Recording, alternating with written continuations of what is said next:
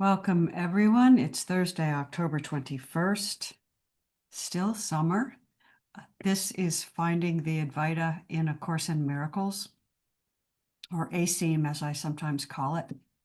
We're looking here for the non-dual teachings in the progressive text of A Course in Miracles, which actually has a lot of what we might call oneness teachings in it. So we're looking for those and then discussing them.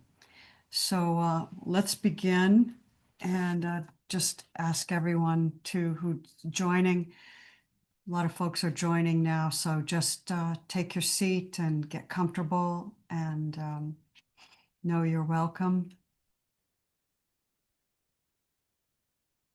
And this is an interesting teaching. I think I'll do the normal thing, which will be to just go through some of the major points and then open it up for discussion. So I'll start with our opening invocation, which comes from Al-Jamai, the Gatherer. And it's a beautiful invitation to sit at the table and have discussion. So he begins, the impulse comes to gather, the quality of how we are together, how we talk. This is our gift to the world. The purpose of every gathering is discovered, to recognize beauty and to love what is beautiful. Conversation rises out of every particle. It is all alive. Come to this empty table, a cleared place where something new can happen. When you take the hand of someone you love, what do those hands become? So we take each other's hands across the ethers and the Zoom, and we sit together at this table, and we share and we talk and we converse about things that are, for most of us, the most important things, which is, who are we and why are we here? And what is the meaning of love here? What are we doing? How do we do it all together? What do we bring to the table? And what is at the table before we even get there?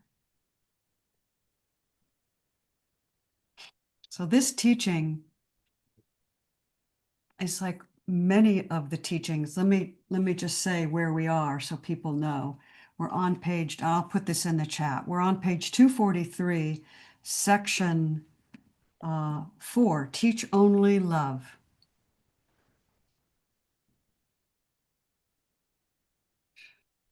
Section 4, Teach Only Love.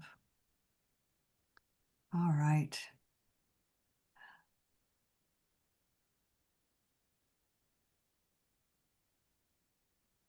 Some of these sections are a little, they're fairly short.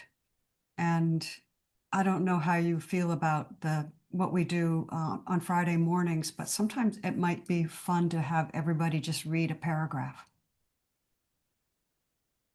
So I'll think about that for next week because it's pretty short too. So maybe we'll do that next week. But for this week, I noticed that the teachings in the Course are often circular. Has anybody noticed that? They're circular. They start with an idea or a sentence, and then they expand on that through the text, going in many different directions, many different levels, and then they come right back at the end to where they took off at the beginning. The voices brings it all back together, but at a different level. So it's the same with this teaching, Teach Only Love. The section begins with a short discourse on words, just words. And it as we all know, yeah, full circle and all connected, Kendall says. So words are pointers, right? We all know that. They can be objective descriptions for phenomena or things or objects. Words can describe objects. Words are objects themselves. Or they can point to the noumenon, as Helen Hamilton calls it, that which is subjective or immaterial, no form, the non-phenomenal. And so the circular nature of these teachings, and this teaching in particular, brings to my mind the way that words can almost form an architecture in themselves. And that's what this lesson does. It forms a kind of verbal architecture or a verbal container. And we could talk about this. So words can unite ideas. They can enlarge the meaning of the word itself, right? Taking the word beyond its own simple meaning. And they can take us beyond 3 dimensions and beyond time. And in this section, the use of the word being is used to both unite and transcend. To unite and transcend. So take, for example, in the beginning of this section, it talks about hearing and being. Hearing, being. It says hearing equals being. So the word being points to the eternal now. And when we combine being with hearing, it takes hearing to a new level, right?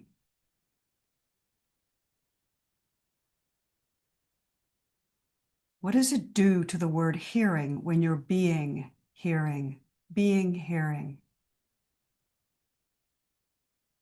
being hearing? Hearing, it becomes more intense and richer, and the sense of listening becomes timeless, right? And then, so when we're hearing being,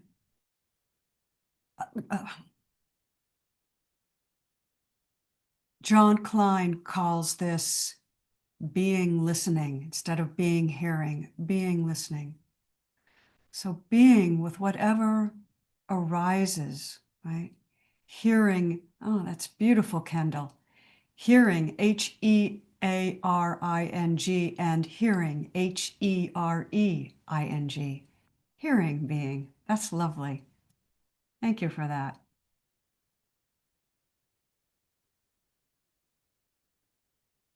Right.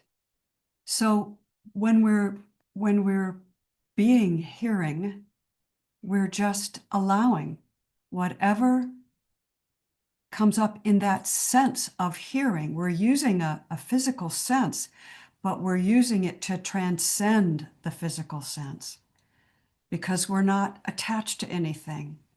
We're just allowing and allowing and allowing and allowing. We're being whatever it is that arises, and that gives the space for us to embody whatever it is that arises and to be the witness to it.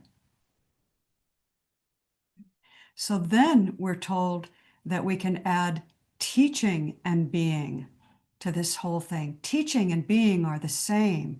Teaching and being. That's interesting.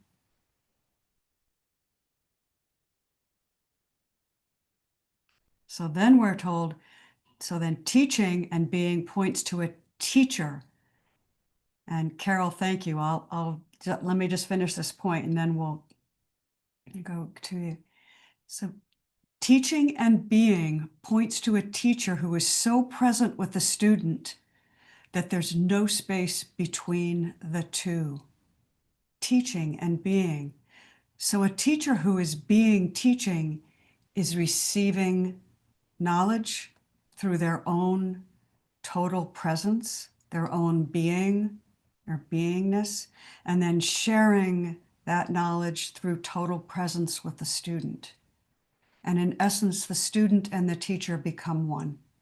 There's no separation. So teaching, being,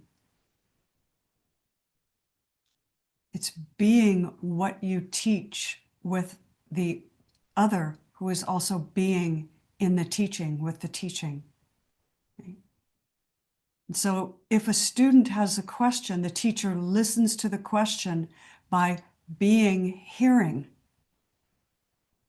The teacher listens to the question, being teaching. A question arises, and the teacher is being hearing or being listening, right?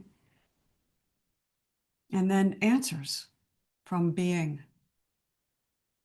And then the same is true with learning, being. And in this case, we would be completely open to the teaching, bringing nothing into the learning except our presence. Being, learning, just completely open, right? With no preconceived ideas or conclusions, just allowing the information to penetrate, the knowledge, the wisdom, the sharing. And then we have extending and being. And here our teaching and learning is made so complete that it becomes knowing. For what is extended in being, as being, makes knowing complete. And that's the beginning of this section. It's setting us up for understanding that being and doing, whatever the doing is, being teaching, being hearing, done with the whole presence, takes the entire experience to another level. And let's see what Carol has to say, and then we'll move on into teach only love and how this applies to that.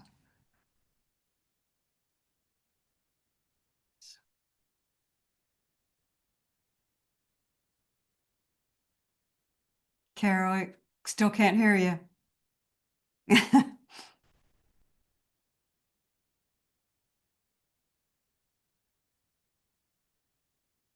Nope, you're still muted, honey.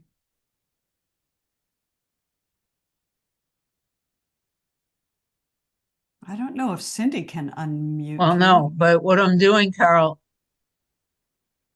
I'm going to click a button that says ask to unmute, and it should pop something up that you click on. Let's see. Here we go.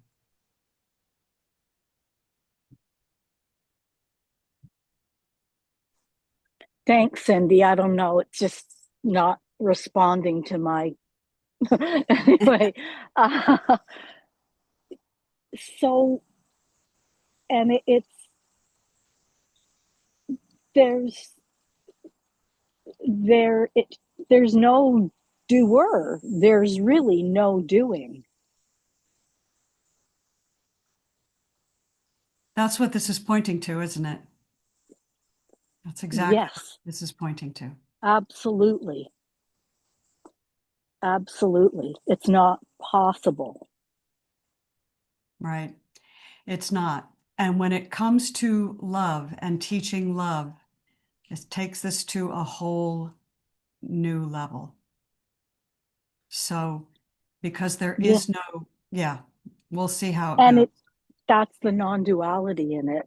Yes. It's just sort of skittering around. Yes. Allowing that, remembering that there isn't separate centers. There's just it, so to speak. Yes. Doing through you. Yeah, it's doing through everything. Yeah, to everything. Yeah. Everything is an avatar. Yeah. Everything is an avatar. Yeah, absolutely. Thank you, Carol. Thank you for that reminder. Beautiful. So the egoic mind can't sit in stillness because it's too attracted by the objects of perception, right? Which reinforce and continue its very existence, right? So it's only when we know ourselves as this beingness as not the doer, just the being-er. We're the being-er, that you can truly sense what you are. And so Jean Klein and who else calls this open awareness. Adyashanti calls this open awareness, right? And it's being, listening. And by this he meant living in a continuous state of open beingness, being hearing, being learning, being teaching, and being done through, being doing, right? But there is no doer, as Carol pointed out. It's all being done through you. You're the witness of all that's arising through and as and with. So this is a state of pure freedom, not being any doer, because it doesn't reject anything. It allows everything to move through you. And it's in this state that we're most receptive to learning and to teaching, because we don't rule anything out. We don't think we already know. We don't fear that something might come up that will contradict something that we've hung our hat on, right? And this is the way we know love. So this whole introduction of these words of being, doing, being, teaching, being, hearing, this is a preparation for us to understand what love is. Because love accepts everything and rejects nothing. And this is how we know peace, because peace also allows all things and pushes nothing away. So let's come back to the words having and being. Having and being. So we all, most of us, I don't know, maybe August doesn't know this because he wasn't brought up with a Western background, but the saying, you can't have your cake and eat it too. Remember that saying? Everybody know that? What a dualistic saying. I mean, I bought into that for so long. You can't have your cake and eat it too. Darn. It's funny how kids kind of think that they can because they haven't learned yet. Right? In the phenomenal world, that appears true. You can't have your cake and eat it too. But it's completely not true. Right? In the noumenal world. Is it true in this world in the spirit world, in the world of noumenon? No, it's the opposite. It is the opposite. And that's what this lesson is all, or this section is all about. Because when it comes to love or truth, having and being are the same. They are the same. And when you give what you have, you reinforce it. You have more of it.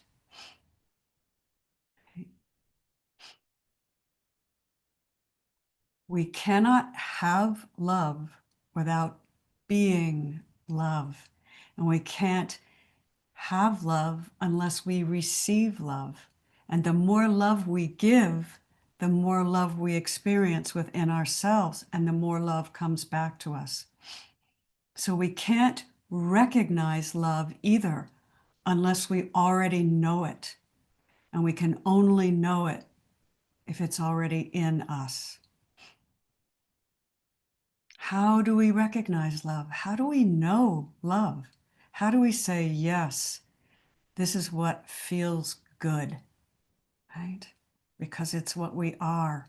It has the same signature as our very self, big self. Has the same signature. It's singing in the same tone. It's singing the same song. Right? As Paul Selig and the guides would say. And so it is with learning about love itself. We can't learn more deeply what love is unless we be it and we teach it. Yes, Kendall says there's resonance then. Yes. So we can't teach love unless we know love and we know what it is, because we can't teach what we don't know. So if you look at paragraph 3 in this, it says, you cannot teach what you have not learned. So looking at paragraph 3, here, to turn my light on here.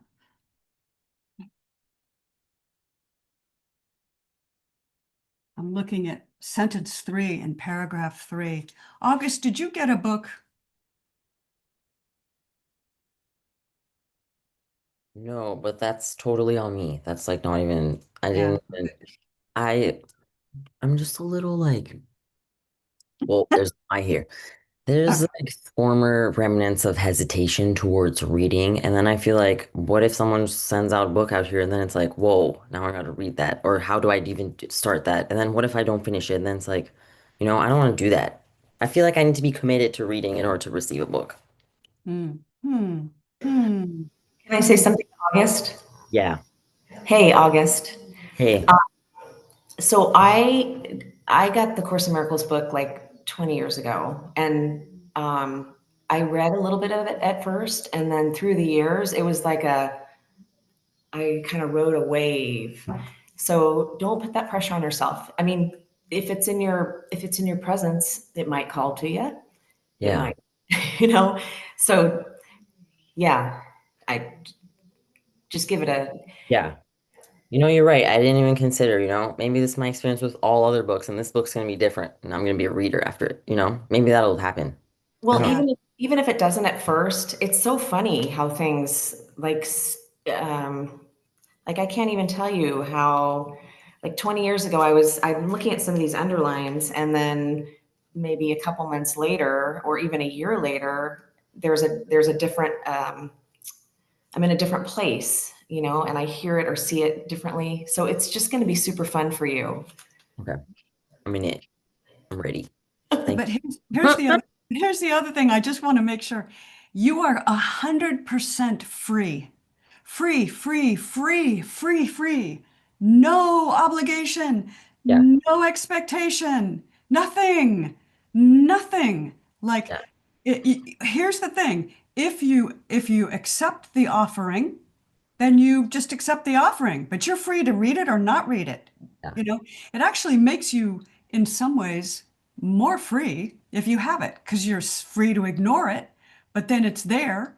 And then you're also free to look at it. You're free to look at it if you want to. Um, so Well, it really enhances your freedom to have it, to just say yes, right? Just say yes. You can't lose. You cannot lose if you say yes. I just realized, well, that was wild. As you were talking, I just realized that I was letting like perhaps my like intense academic upbringing like affect me now. That's wild. That's where it was all coming from. Whoa. Let that go. We're gonna let that go. On. Yeah. This is not an academic. Nothing's happening. There's no assessment. There's not like, okay, yes, we get to do things for fun like reading. We can do that. I'd like to try that out. Okay. Okay. And Chuck, do you have something that you want to Well, say? it's probably not relevant, but uh, Michelle triggered, for me, I got the Course in Miracles in 1989 and couldn't process any of it, put it on a bookshelf. And it wasn't until I read The Disappearance in the Universe, not even knowing what that was, and then recognized it was about the Course, and it made it understandable so I could go back to the Course and start to read it. It kind of blew me away. Yeah. 2004, I got that. It took me till 2004 to actually pull the book off of the bookshelf. And Thank you. Thank you, Chuck. I Yeah. don't know if that was relevant or not, but she triggered that memory in me. It sat there for a long time. I couldn't understand it. That's true for so many people. And August, you could download it on Kindle, as Kendall said. For me, because I'm old school, I really like having a book because I like to be able to go from, Yeah. I like to be able to flip between pages, and I find that more difficult. But you're way younger than we are, and you may just have a different way of, yeah, Carol's on Kindle. That's why she has so much trouble pushing the unmute button because it's so small. I'm like not well equipped with internet stuff, so it's like I'd rather do physical something. Yeah. We're on the same wavelength as we're here in this meeting. Okay, Okay. I don't even relate to people my age, so we're good. okay, okay, so send Cindy your address and she'll mail it to you. Okay, thank you so It, much. it's already done. It'll be ordered within the next 5 minutes. Okay. So you can look for it. Okay, all right, now, Uh, if you had the I book, for got those one who, quick question, I guess, on that too. I don't know if we're gonna get there, but the course, when I did get to it, one of the things it said around was that love was beyond what it would even teach or try to. It was only about removing the blocks to it or something like that. yeah, How does that apply here? how does that apply here? Yeah, Oh, well, that's a big one. all right. But it's a really good question. That's a really, really good question. Can we come back to that when we're at the end today and see what everybody, Absolutely. okay, let's come back to that. So look at paragraph 3, sentence 3, and I'll read it for those that don't have their book. It says, you cannot, underlined cannot, you cannot teach what you have not learned. And what you teach, you strengthen in yourself because you are sharing it, underlined because. So you cannot teach what you have not learned. And what you teach, you strengthen in yourself because you are sharing it. Every lesson which you teach, you are learning. You are learning. Let me ask here, does anybody have any examples that they could share of things that they've taught and then had it strengthen in them because they've taught it?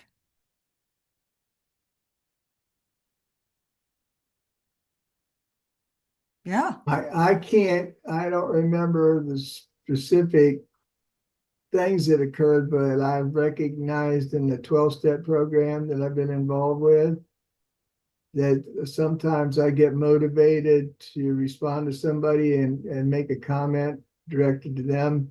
And I recognize it as something that I most need myself. I don't have the specifics, but I've had a number of those situations that, that applies. That's great self-reflection, isn't it? Yeah, beautiful. Okay, let's see. Patricia, then August, then Cindy. There's what I've experienced of a generosity of offering. The word generosity is extremely important for me.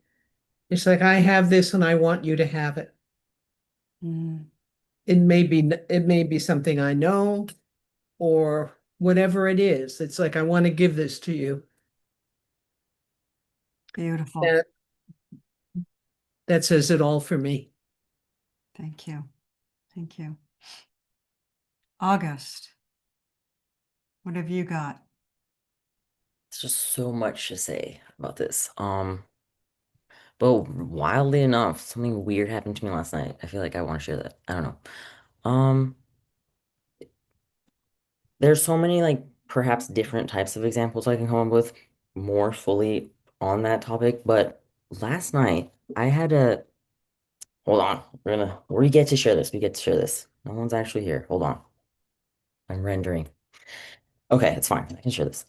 So last night, I don't know what was going on. It's just been a lot of go, go, go, do, do, do lately. I'm snapping out of the being. Okay. And perhaps there was like a step outside where I lost centeredness, apparently. And there was a situation where I noticed with you could say, close friend of mine, there was tension arising.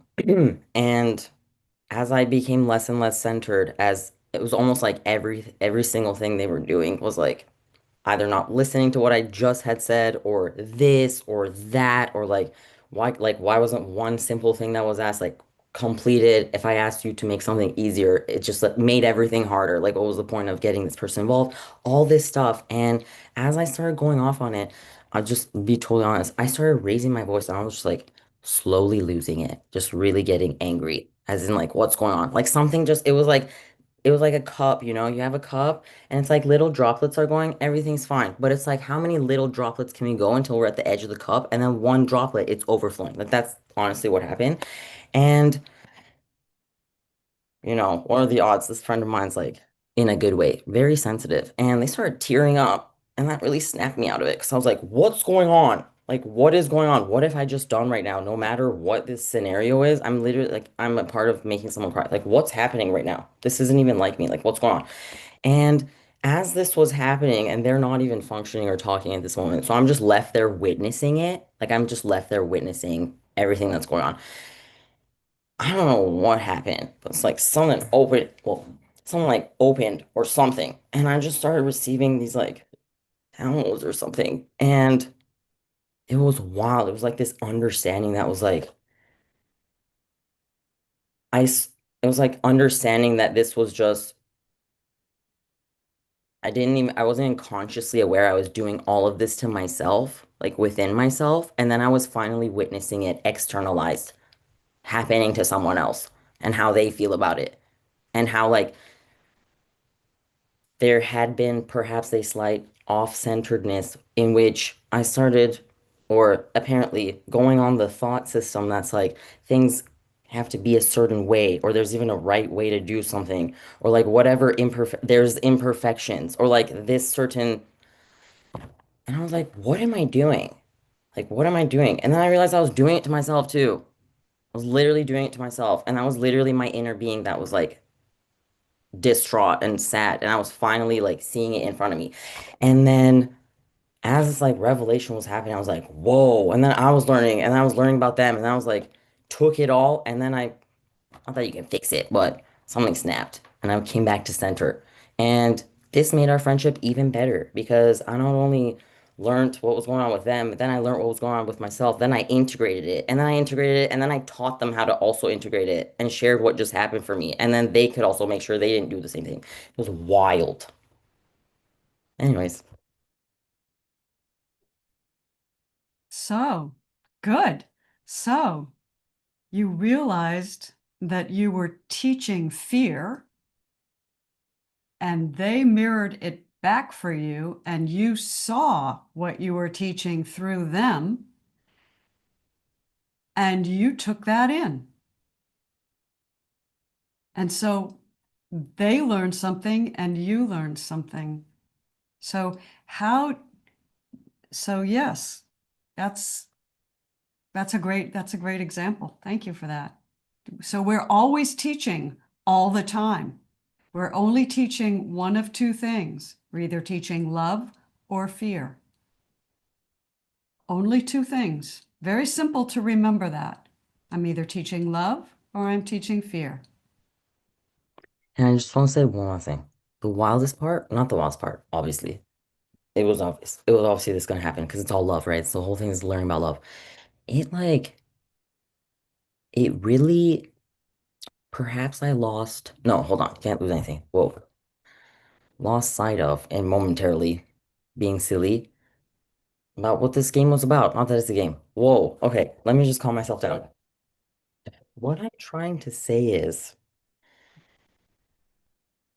there was learning, there was teaching, there was understanding happening, there was all these things happening, but like the cherry on the top of it, see, I know some slang. The cherry on the top of it was like busted my heart open about myself and about everyone else. Again, like I forgot almost. As in, like, how did it even come to this for me to only snap into it or become more centered or actually care and stop this cycle when it was happening to someone else? This was literally going on within me this entire time. I wasn't even looking into that or seeing how I felt about how I was treating myself. Like clearly there's an inner being, some part aspect within me that was crying, and I wasn't even looking at it. Like what's going on? And then I like heart busted open again. Some good loving. Like overflowing. Thank you. I feel like I'm overflowing. Okay, that's it. That's Beautiful, it. beautiful, beautiful insight, beautiful insight, insight. Cindy and then Carol. Thank you, August. Yeah, I am facilitating a class on the basics of Kabbalah with my sisters and my cousin. The key part of this teaching sounds like Nadego, but whenever the world hits you, doesn't settle or otherwise, the instruction is literally to just pause. Isn't that beautiful? Pause. Recognize it as a gift. You know, the basic teaching within this curriculum is that every aspect of the dualistic world is perfectly orchestrated for you. In the Kabbalah teaching, it's called tikkun, for you to heal your tikkun. There you go. It's a man from Lebanon, I think, is teaching it. And expand your vessel and become more light. So the teaching literally says no one ever, ever, ever does anything to you. And in the moment you're hit, the choice is either to react, give your energy away, which is like, yes, believe in Satan. That's the word instead of Satan. You know, become reactive and feed off of the world, or to stop, to pause, let it burn, and ask the Creator to heal the tikkun. There's a lot more to it, but that's the basic teaching. And I have said it out loud to them so many times now that every time I'm triggered, there's a slowing down, the pausing. Oh, thank you, Creator. I really am ready to heal this gift. And I am watching it become subtler and subtler. Things that, little irritations that I never would have thought of are now becoming huge in my space. And if it wasn't for the fact that I keep holding my sisters and my cousin accountable, so how many times have you paused this week? Did it work? I wouldn't hold myself accountable. So that's, teaching and learning and saying yes to the work over and over and sharing it with others. So that's when you said ask for volunteers, that's what came up. Yeah, so that little pause, so you can only teach what you truly believe, right? You always teach what you believe. So if you believe that you're vulnerable and that someone can attack you and that you aren't God's being, then you will respond and you'll extend fear. You will extend it.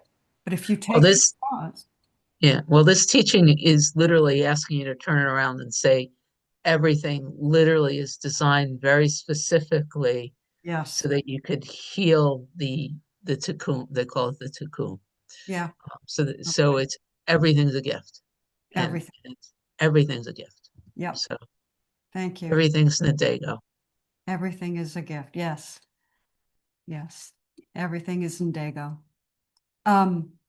And for those who aren't aware, most of you are, but Indigo comes to many of our meetings, and her constant teaching, she's a phenomenal teacher, and she only teaches one thing.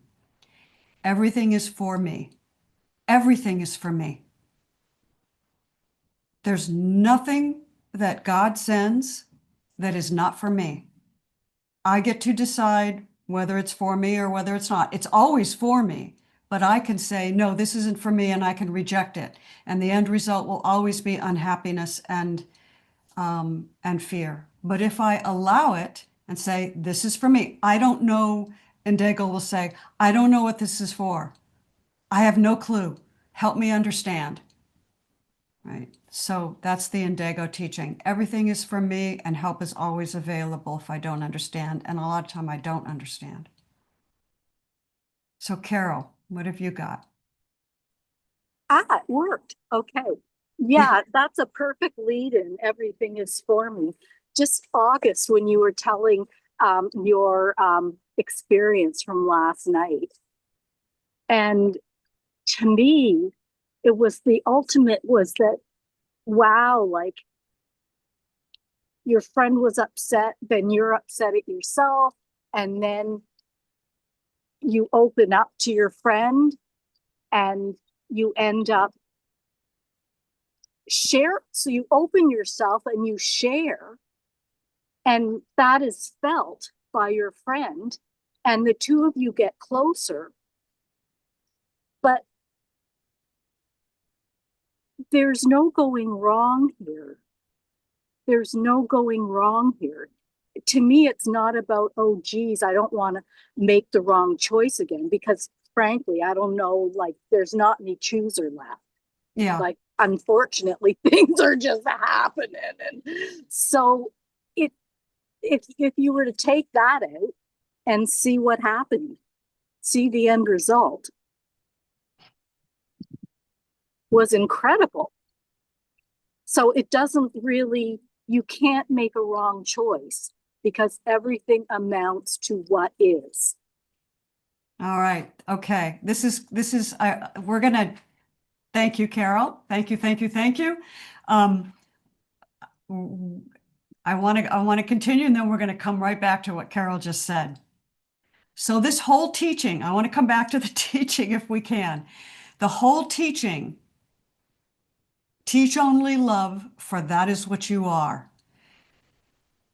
What you are is love.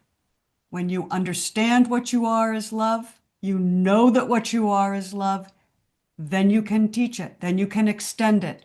And you're not teaching it like a teacher-student relationship, you're giving it. And you teach it in the giving it, right? In the sharing of it. That's the teaching. It's not going to someone and using words and saying, this is what love is and this is what love isn't. It's being loving. Being loving is the teaching, and you can't be love unless you know you are love. So this is the circle.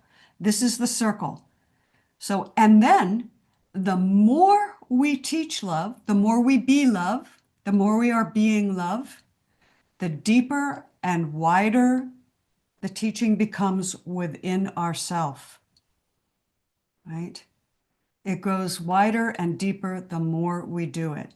So you may still ask yourself, how do I know I'm safe to love? How do I know that it's okay to love? Because that was a judgment or a question that you have to feel safe to love. You have to feel let me say this another way. Love has 1,000 definitions. It's not just this hunky-dory feeling of chocolate, a box of chocolates and roses. That's not just what love is. Sometimes love is rough, right? Love isn't always what feels really good. Sometimes love comes in a package that's really good for you, but you don't realize it at the time. So let's look. We're going to look at page 6, at paragraph 6 on page 245. And I'm going to read this for those who don't have the book. The perfectly safe are wholly benign.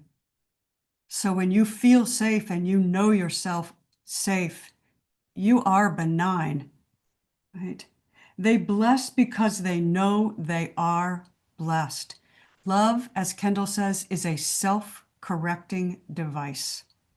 It's the only thing that's not a double-edged sword. That's the atonement, right? Without anxiety, the mind is wholly kind.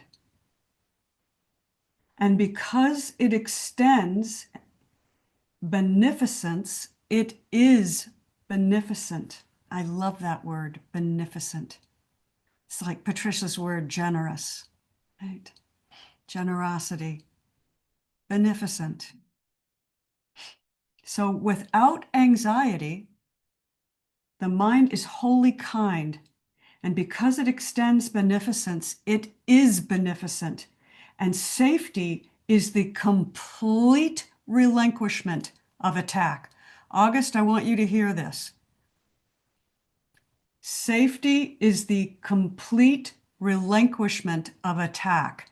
So when you saw your friend, the tears in your friend's eyes, your wisdom, your inner wisdom said, oh, I'm not protecting myself. I'm actually attacking this other person, and they're showing me that I'm attacking them. And my inner wisdom sees about myself that I'm attacking. They're showing me that. They're mirroring that back for me, right? And so there you go. Then you realize, but when they did not attack you back, you realized you were safe.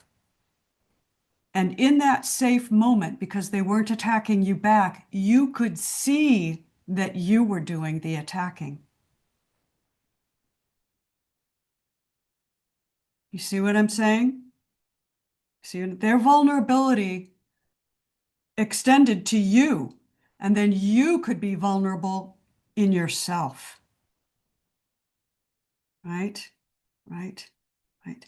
So safety is the complete relinquishment of attack. So what that means is when I do not attack, I am always safe. Right? There's no compromise possible in this. That's the text. No compromise possible. If I attack, I am not safe. Right? Teach attack in any form, and you have learned it. If you teach attack, you have learned attack, and it will hurt you. But your learning is not immortal, and you can unlearn it by not teaching it. What does it mean by your learning is not immortal? Learning only takes place in time and space and the material world when we have forgotten what we are and we have to learn to remember what we are. We know what we are. So learning is only necessary when we have forgotten our knowing. Right? So you can unlearn attack by not teaching it. We have to experience the benefits of these teachings in order to truly understand them and then extend. And this is A Course in Miracles form of, in a way, of self-inquiry through experience. So I learn that if I attack, I will only harm myself. So I play with that. I investigate that idea. And I begin to cease my attacking, or I learn to see, as August did, when I'm attacking. I see it. I see it's not working. And so I withdraw from the attack. And I have my experience with that, and then I learn from that. That's my investigation. And the next time I see myself attacking, I will remember, oh, I've already investigated this attack thing, and I see that it doesn't really work. It doesn't work for me. I can do something else, right? Or I can allow something else to be done through me by just not doing the attacking, because it's always the ego that thinks it has to do something and attack. If I just sit and do nothing and allow being listening, being hearing, allow the situation to unfold, it will always be to my benefit. That's beneficence, right? Mel, what have you got for us? There we go. When I was reading, actually the paragraph before the fifth paragraph, and at the end when it talks, it says, once it can accept this fully, it does not see the need to protect itself. Right. Protect, that made me reflect on when you were talking about your brother who, protect yourselves against evil. You got to close your mind. And I remember Byron Katie talked about that. She said she was talking to somebody and he said, you're much too open. Evil could come in there and, your mind, you can't do that. You got to protect yourself and protect yourself. And that protection is, I think they're saying, is that's what draws more of it to you. It's when you're open, then it passes through. And it's recognized. So when I was reading that, it just made me spoke to me about what you were talking with your brother about. Yeah, that's beautiful. So when we think that we need to protect, what are we doing? We're making fear real, right? We're making fear real. There's nothing wrong with standing in your knowing of yourself, and staying true to that. That's the best protection you can have, isn't it? Staying true to your knowing. I want to bring this full circle. There's a section in the course that says, my part in the atonement, in the at-one-ment, is not complete until I join it and I give it away, right? So I know through my investigation and my experience that I don't have to protect anything, that I am at one. And I know that, and I investigate it, and I have my experience with it, and then I give it away through peace. So as you teach, so shall you learn. I am peace, I teach peace, right? Right. So Paul Selig says, this is just another way of putting it, to understand this teaching of knowing love is to experience it, and you will not experience it until you utilize it. So I experiment. If I do not attack, am I at peace? I don't take that under anybody else, no one else can tell me I'm completely free in having this investigation. Only I can do it for myself. If I am at peace with myself and I know myself strong in the love I am, and then I extend that, what happens? Investigate what happens. Am I more at peace? Am I happier? Most people will say yes. And then you continue to investigate it, continue to investigate it. Does this work in every situation with every person? Play with it. Yes, it does. It works in every situation with every person. I remained beneficent. I express love just in neutrality. I don't have to hug the person. I don't have to, as Paul Selig says, invite them over for dinner or skip down the street announcing that I love the world. I don't have to do any of that. I just stay in neutrality. That's love. That is enough. In many situations, it's just not to accept the bait. Just stay in the neutrality, in the peace. So the teaching comes full circle. Having and being are the same. Listening as fully present, allowing all to arise as it is. Being at peace with whatever arises in front of me. Right? And then extending that out. And that's the same because it's all one. It's all one. So I'm immersed in the oneness as the oneness, experiencing all that the oneness sends to me, which is itself. And I am eternal and indivisible, and I can allow it all as my experience. Right? So the other thing its course says is when you know you have everything, then you are free to love everything. When you know you are everything, then loving everything is your natural state. I have everything because I am everything. And I can love everything because I am everything. It's all just arising for my benefit. So I want to end with this one thing, and this brings us back to Mel's statement, and then I want to go back to Chuck. We talked, this was in last week's lessons, and I just want to read this sentence to you. All God's thoughts are perfectly united.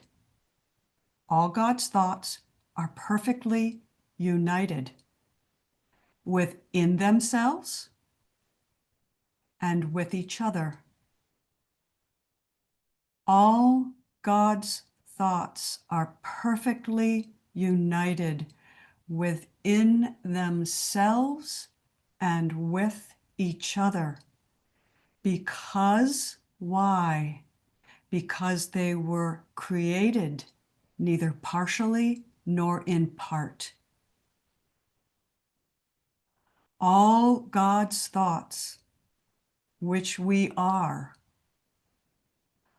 perfectly united within and without, because they were created neither partially nor in part. This is saying the manyness of the one is in complete and total harmony everywhere, all the time, in every dimension, in every possible world, in every possible universe. There is nothing else. This is why everything is for me. This is why, as Mel said, everything arises for my benefit. And Cindy said, there is nothing that arises that is not for me. Right? And once I see this, it changes everything. And so I go back to Chuck, who said, quoted, how can we know what love is? Chuck, I'm paraphrasing you. We don't really know what love is in this world. Would you repeat what you said, Chuck? You have to I don't know unmute. how accurate my memory is from the book, but I know one of the early things in the course was we are not here to explain the meaning of love or something, or cannot. It's beyond what can be understood. It's about removing the blocks to it. Okay, perfect. Thank you. Thank you. Perfect. So when I see that there isn't anyone else, and when I see the atonement perfectly, that is removing a big block, maybe the final block to love's awareness, right? That's removing the block, because that's when I see I don't know what I am. I don't know what created me. I will never understand God's mind. But I can know that the final block can be removed by seeing that everything is me and knowing everything is me and everything is for me. And that's about as close as most of us can get. That's basically, there is no separation. There's no separation ever, anytime, any place, anywhere. There never has been and there never will be, ever. Thank you. Thank you. Patricia. Yes to everything we've been talking about. And I just want to add one other thought, which is tough love. That there is such a thing as tough love. And that's a very important. I don't have to always be the most loving person in the entire world when I don't feel it. Yeah. And I want to, I think it's an important thing to remember. At least it is for me. Well, we can give an example of that. That's a really good way of putting it. So, and we're at 5 o'clock. So if you see someone who is totally believing in their own story, and they're the victim of their own story, right? You don't love them by reinforcing their story, right? You don't do that. Now, they might call that tough love. Oh, you're not feeling bad for me. You're not helping me. You may just have to say, I just don't see it that way, Yeah. And tough love is also when you see someone who is hurting an animal, which I saw today, being able to step up and say, stop. Yes, That's tough love. yes, thank you. Good for you. Good for you. All right. 501. Oh, thank you. I love us all so much. This is so great. Really, really good. Next week, we will read aloud. We'll see how far we can get. Part of the reason I didn't want to read out loud was I thought it would go too slowly, but let's read next week. We're going to read, starting on page 245, the answer to all questions. And so those of you who don't have a book or this on Kindle, you might want to think that I may call on you to read. All right. So, but we'll let all of the reading be voluntary. We want, no one gets forced into anything.